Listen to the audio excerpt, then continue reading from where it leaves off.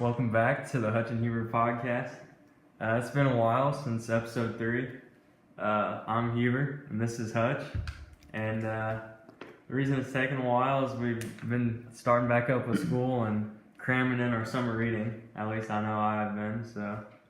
I think we're going to get back on a schedule here for you guys. Try and do one, once every week or two. Get back rolling here as we started our school year. We should be more on a schedule now. We'll be together more, so we should be able to make podcasts a little bit more frequently now. All right, so first topic of the day is kind of about the MLB trade deadline, and that's coming up, and more specifically the Yankees. They just made a trade for starting pitcher J.A. Happ, and Hutch is a big Yankees fan. Big Yankees fan. I personally, as a Yankees fan, I think I like the trade. I think it's a good trade for both sides. The Yankees needed at least one more starting pitcher. The fifth guy in the rotation just wasn't getting it done. Domingo Germán and Luis Cessa were switching out. It was mostly Germán there for a few months. His ERA ended up over 6. He got sent back down to the minors.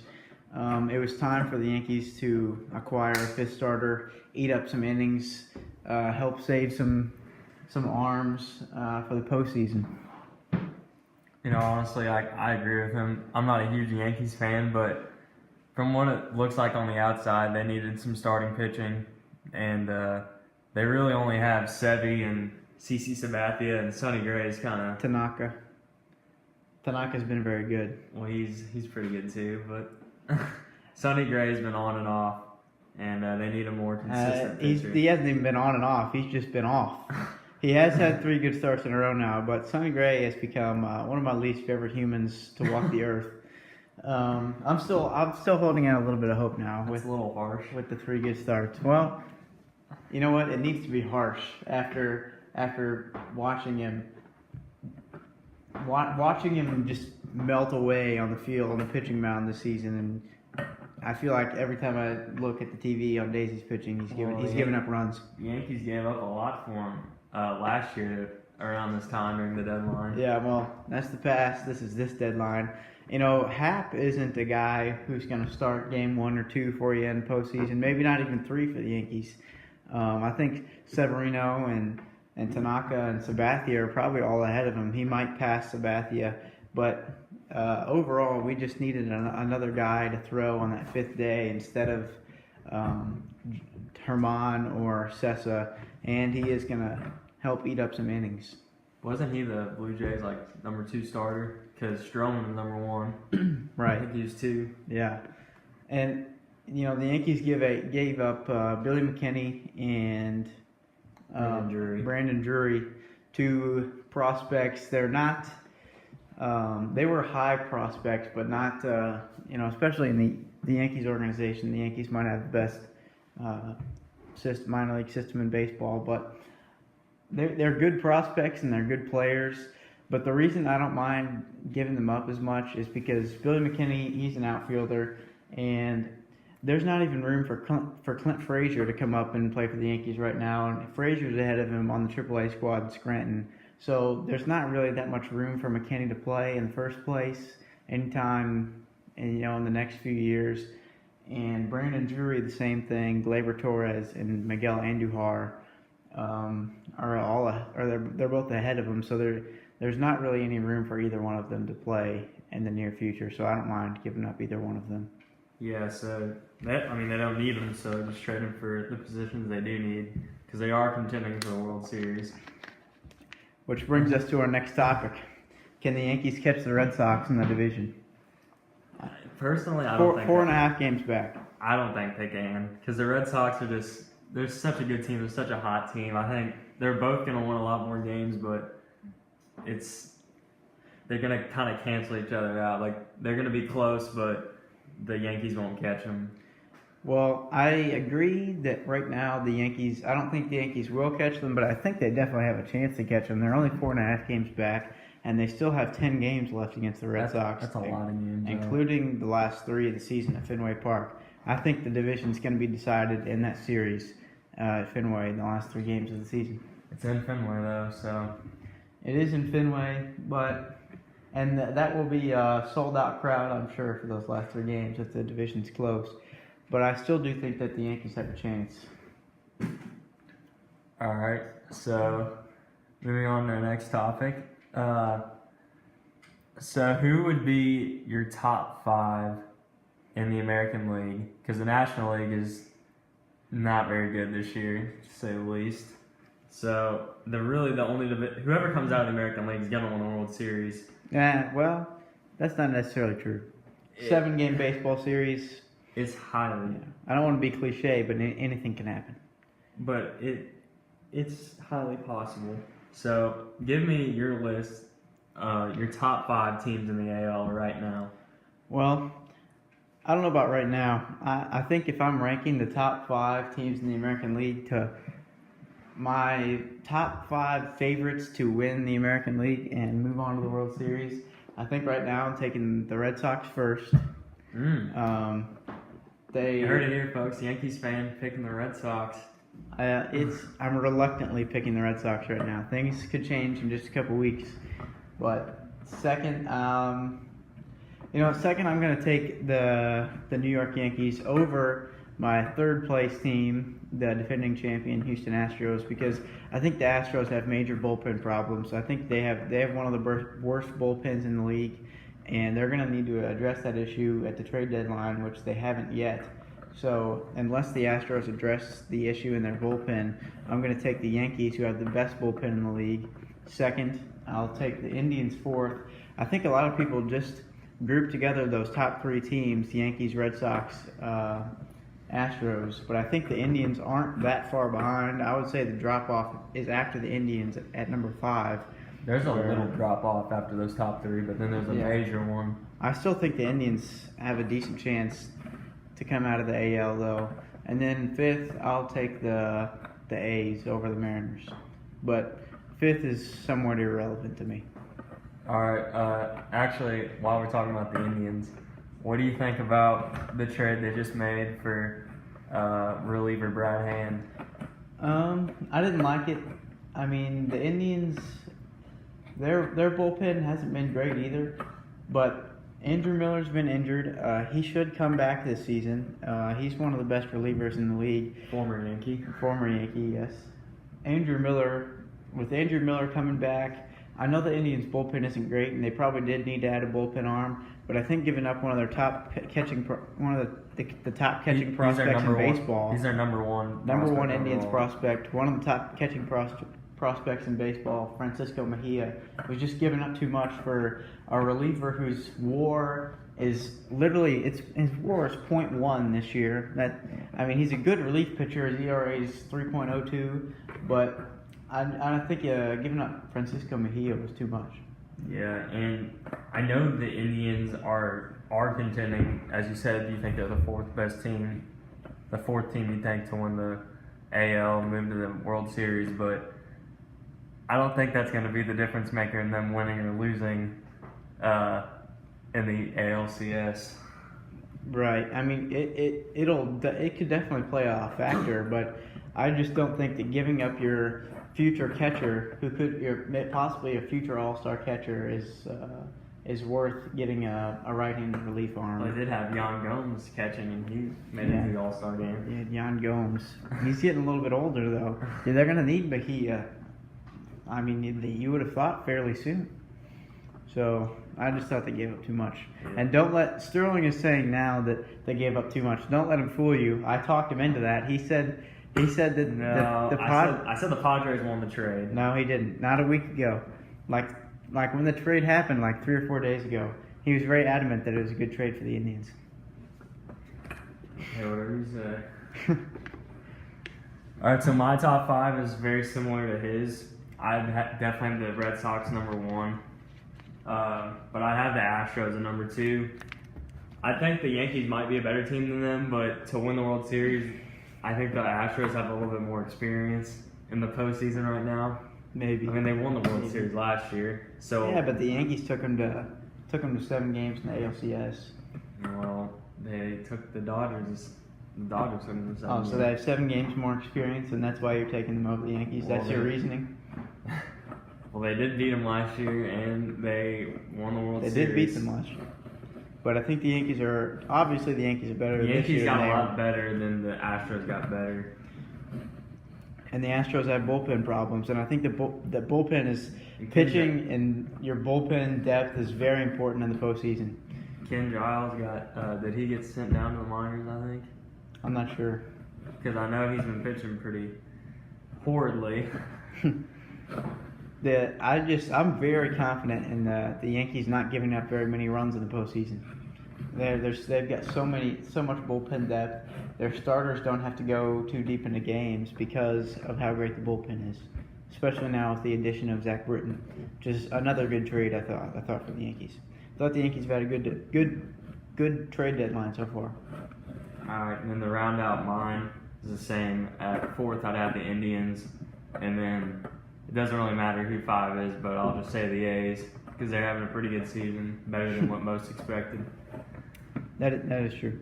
And then moving on to our last MLB topic for this episode, let's talk a little bit about Gary Sanchez. I know you got a little heated. I love him. I love the Kraken.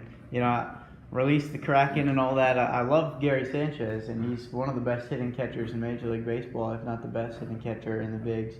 But that was disgraceful the other night when he had 2 plays where, you know, he cost the Yankees a run in the first inning when he jogged after a passed ball or a loose ball, whatever, you know, down the third baseline, and he didn't get there in time.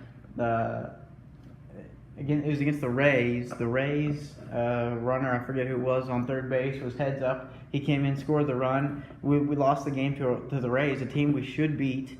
That we ended up losing that series to the Rays. It's just, and then of course everybody knows about the ground ball in the 9th inning that he didn't run out, and obviously it came out later that they put him on the DL. It looks like he's going to be out about a month, but I don't believe that he couldn't run hard in that moment right there. He was playing in the game, and you saw him sprint at the end when he saw that it could be a close play. You saw him sprint, so he could sprint. It's just there's no excuse for the way Gary Sanchez played the other night. Well, I kind of agree with you, but it could go both ways for me because at first I was like, well, he's injured. He's going to be out for a month with his injury, but then I saw the video of him running to first, just the video of him, and he was jogging 3/4 of the way. And then when he saw he had a chance to make it to first, he sped up. So I feel like he could have been. He had it in the tank the whole time. He had it in the tank, and he could have sped up a lot earlier. He would have made it. And did you see the tweet the Yankees sent out the next day? It was obviously a scheduled, planned tweet, but tweeting out that Austin Romine wins their Heart and Hustle Award, the backup catcher to Gary Sanchez, is probably one the Yankees forgot they had scheduled to tweet out.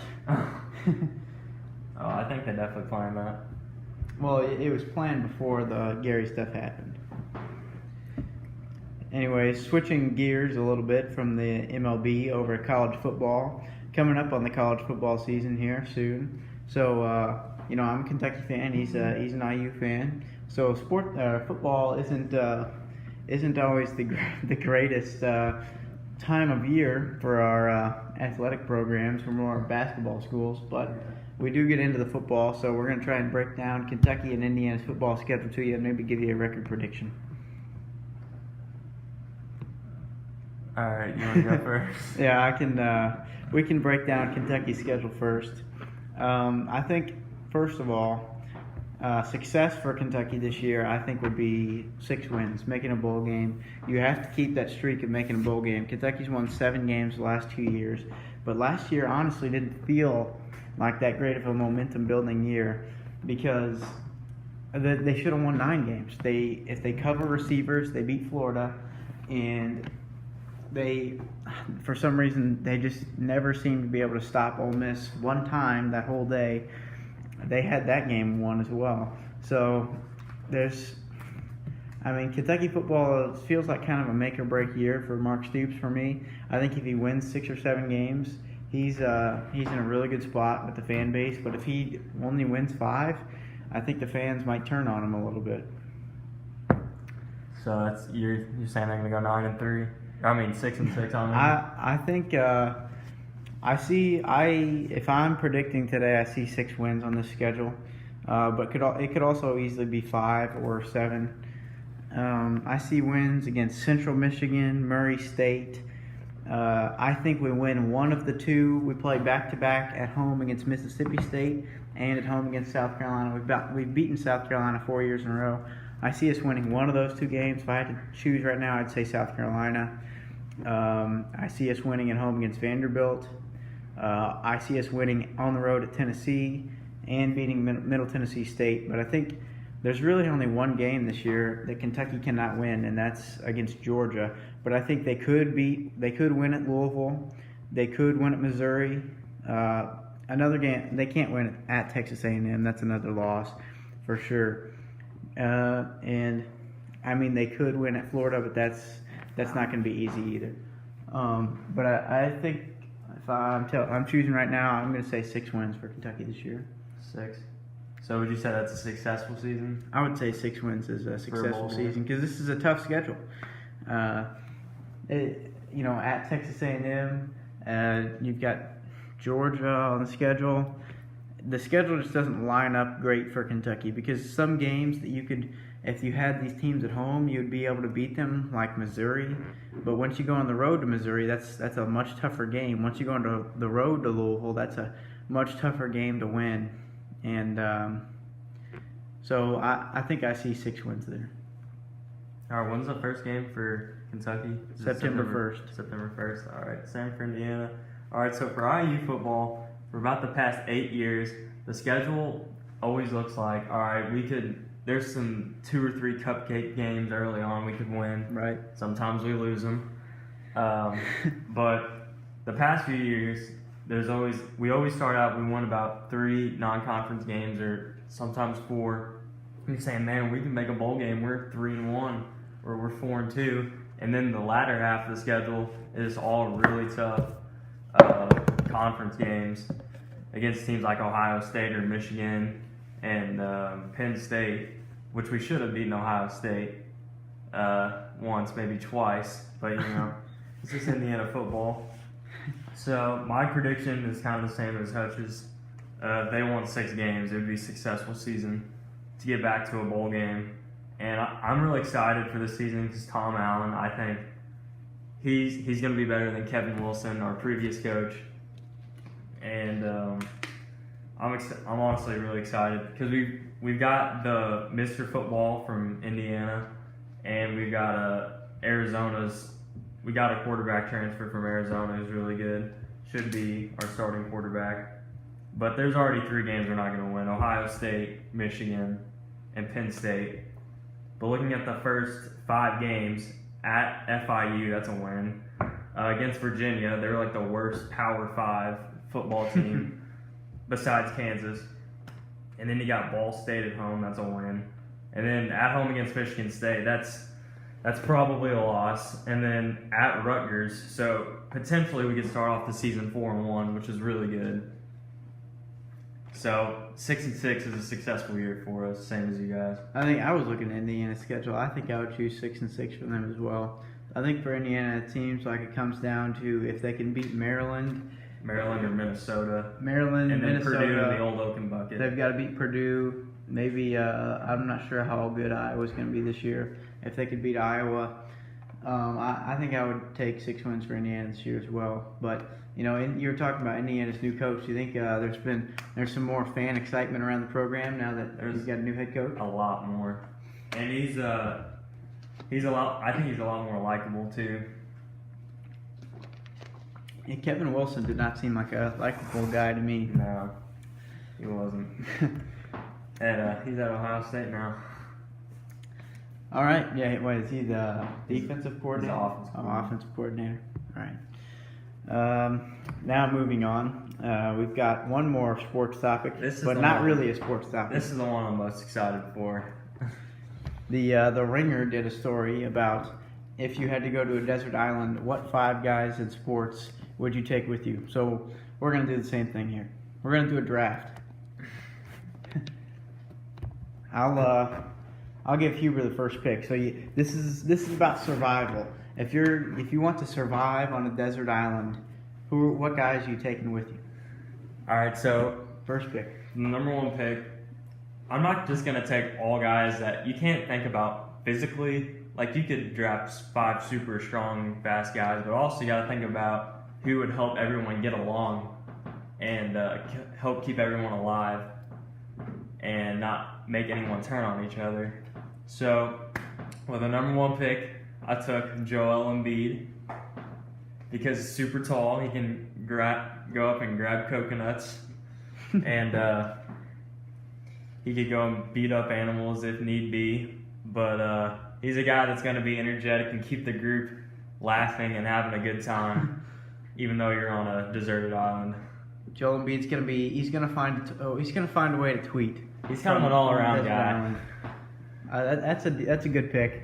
I'm gonna go the route of strength and power, and I'm gonna take Semi Ojeleye from the Boston Celtics in the first round. I feel like if you need any logs moved, if you're building some kind of cabin or a residence, maybe a raft, I feel like Semi Ojeleye is your guy to pick up logs. That guy is that's a built man, let me tell you.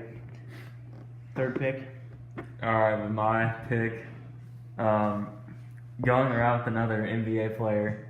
I couldn't believe Bryce picked Semi Ojeleye second, honestly. So I had to pick LeBron for my next pick. I don't know. I mean, I think Semi Ojeleye. I mean, you're talking about guys that are gonna keep team chemistry on the island. I think LeBron's gonna go out there and run. He's gonna want to run everything. He's gonna be the one. He's gonna want to be the GM out there. He's gonna be on the phone with people back in America. Look, I'll give you a trade. I'll give you Joel Embiid or whoever else you're taking on the island if you give me him. No, you just don't want that. Joel Embiid is gonna help cool him down a little bit because he'll probably roast him a few times like he likes to do on Twitter. I don't know.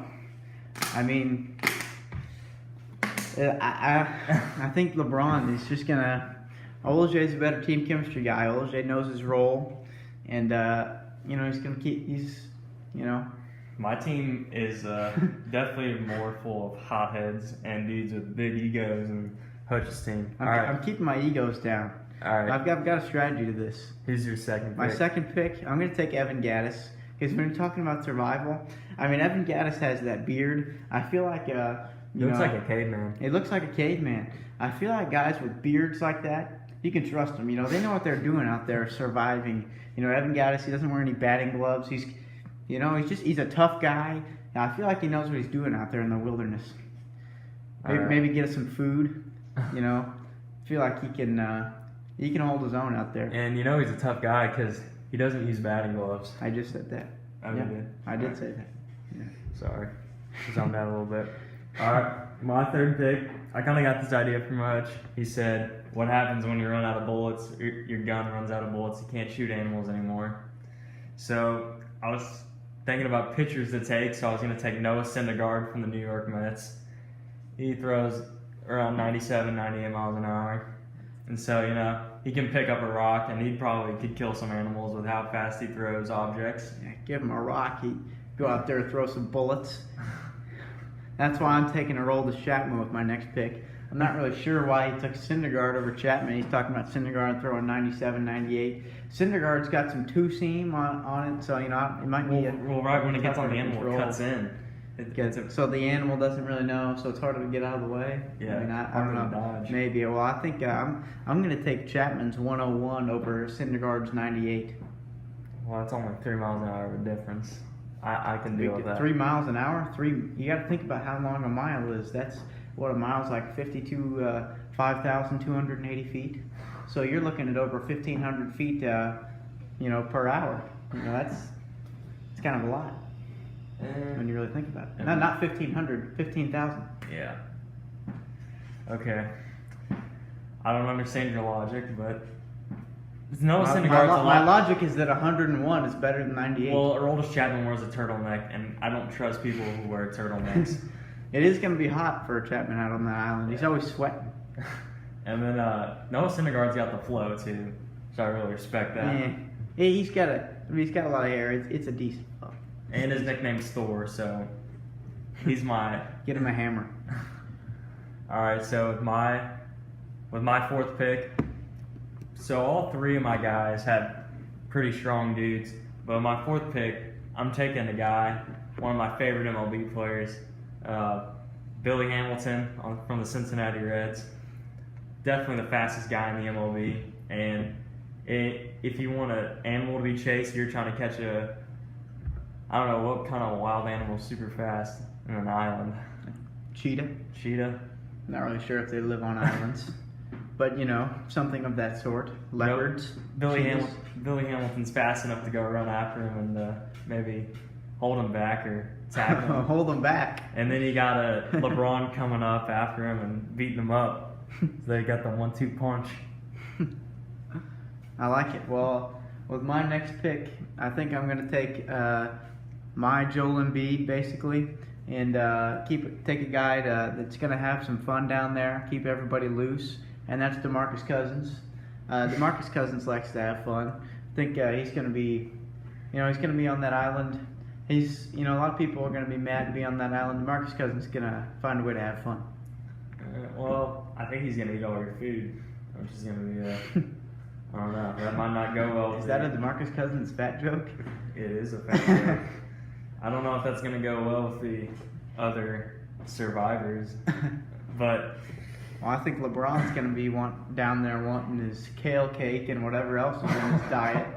He's got to learn how to survive. No, he's probably got a private jet or something, private helicopter coming in, dropping in food for him. But, so with the last pick, this is completely off the MLB or NBA, not a ball sport, but I was going to take Conor McGregor with the last pick of this draft.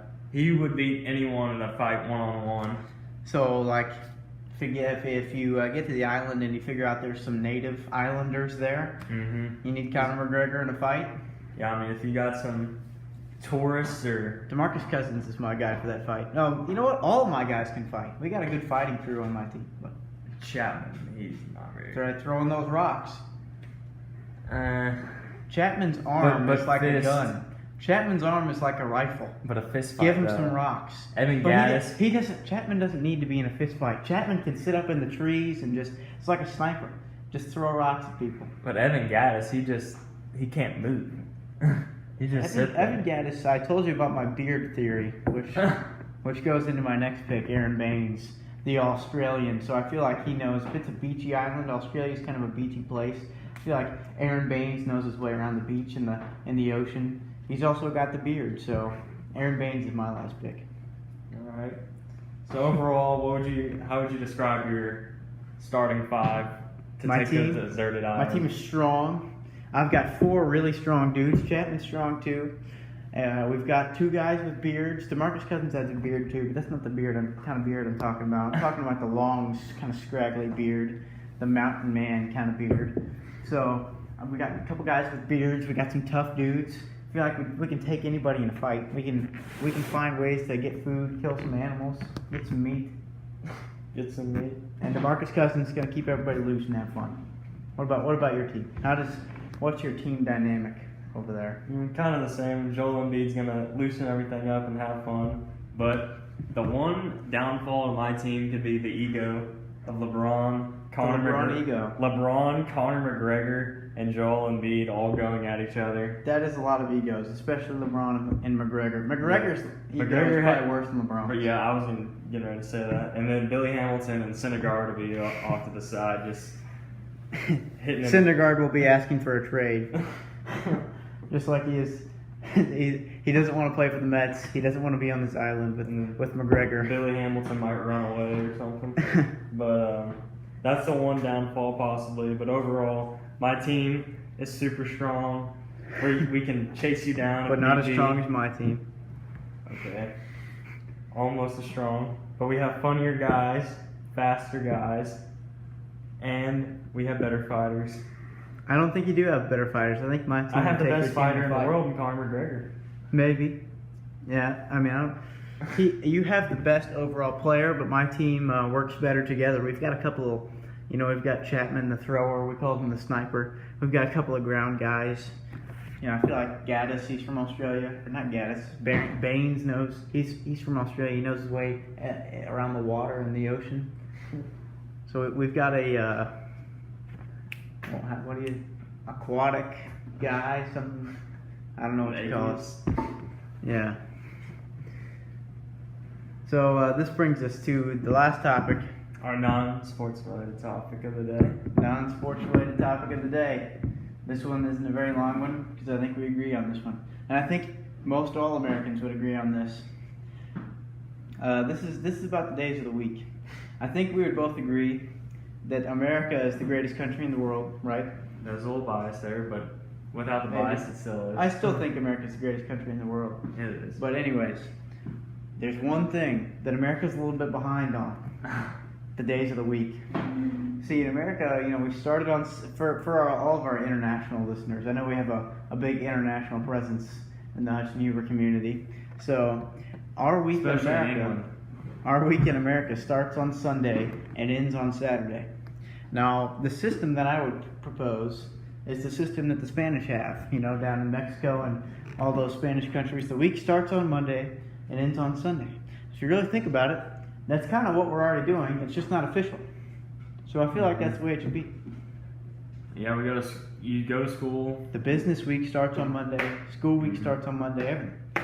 You go to school Monday through Friday, and if you work, you go to work Monday through Friday or Saturday, and then everyone's out. Pretty much 99% of America, or 98, whatever you want to say, most of Americans are off on Sunday, and that's kind of the end of the week. You go to church on Sundays, you kind of digress and you recharge. Yep. So when you take those Sunday naps, catch up on lost sleep during the week. So Sunday's not really a start of the week. It's kind of good way to end the week. It's a good way to end the week. Great way to end the week. End the week and get ready for the next week. So I think we agree on that one. I actually just thought of one more idea, non-sports topic, days of the week related. You got to rank you're 17 now, I'm 16. From a high school junior's perspective, rank me the 7 days of the week. From 1 to 7? 1 to 7.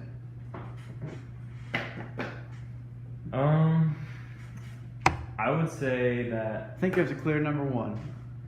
Right, you got to take Saturday first. You're taking Saturday first? Saturday is the best day of the week. Voice crack number 1 for Hutch. Yeah, whatever. How is Saturday not the best day of the week? Well, Friday... You still have... No, you're not. You get off school at, whatever time you get off school. 3 for us, but... You got you football have games a full every day. You got football games every Friday. You know, a game coming up. You got 12, yeah. Get ready for that. 3 weeks. But you got about, 12, 10 high school football games, 11? It's not every week. It's like 1/5 of the weeks if you're looking at the whole year. I don't see how you can not take Saturday as the best day of the week. Friday's still a business day. You still have school. It's debatable. I don't think it is that debatable. I'm taking Friday second though, but Saturday's clear first. I don't know. I'll take Friday. So who are you taking second? Saturday. Saturday second. Sunday third. No, that's too high. Too high. Too high. Not that big of a Sunday fan. I tend to have a lot of homework on Sunday, getting ready for Monday and Tuesday. You don't like Jesus? I do. I love Jesus. But I can love Jesus on all the days of the week. Just because I go to Mass on Sunday, you can go to Mass any day, first of all. Yeah. I'm going to take Thursday. I'm going to take Thursday third. Thursday, okay. Thursday, yeah. Why? Pizza Thursday is Providence. That's not really the reason at all. That's a little... But still, you're almost at the end of the week. You can feel it. You know tomorrow's Friday. The homework you get on Thursday, at least at the school we go to, isn't due till Monday, which screws you on Sunday because you're doing it Sunday. But still, that makes Thursday better than Sunday. Okay. So I'll take Thursday 3rd, Sunday 4th. So my 1 through 3 is Friday, Saturday, Sunday. But I'll just start from the bottom at 7 go from there. My 7th is obviously Monday. I hate Monday. My 7th is Tuesday. Tuesday. Yeah, I think Monday, you got that kind of feeling of a fresh start to a new week. So I think I'm going to take Monday, and you have all of Sunday to prepare for Monday. I think I'm more tired Tuesday than Monday. So I'm going to take Tuesday 7th, Monday 6th, Wednesday 5th. So my list in full would be 1 Saturday, 2 Friday, 3 Thursday, 4 Sunday, 5 Wednesday, 6 Monday, 7 Tuesday. Alright, my full list would be 1 Friday, 2 Saturday, 3 Sunday, 4. I would have to go with Wednesday because you're in the middle of the week. Wednesday over Thursday? Yeah. What is wrong with you? There's nothing wrong with me. Clearly there's something wrong because you took Sunday, or you took Friday over Saturday, and you're taking Wednesday over Thursday. You're taking Tuesday over Monday. Yeah, but that's not nearly as bad as Saturday over Friday or Wednesday over Thursday. That's disgraceful. Yeah, but it just depends. That's ridiculous. I mean, come on. What's your reasoning? For Wednesday over Thursday? Yeah. Well, you made it out of the beginning of the week, and you can feel. I mean, I can feel. You can feel it more on Thursday at the end of the week, not Wednesday. But Wednesday's earlier than Thursday. So, that's why it's not as good. So you're farther away from the weekend. No, but you can just feel the weekend earlier than Thursday. And Thursday night, you're staying up late studying for all the tests you're going to have on Friday. What? Friday doesn't have more tests than any other day of the week. Yeah, it does. No, it doesn't. Yes, it is. That's just not true. That's false. That's just not a fact.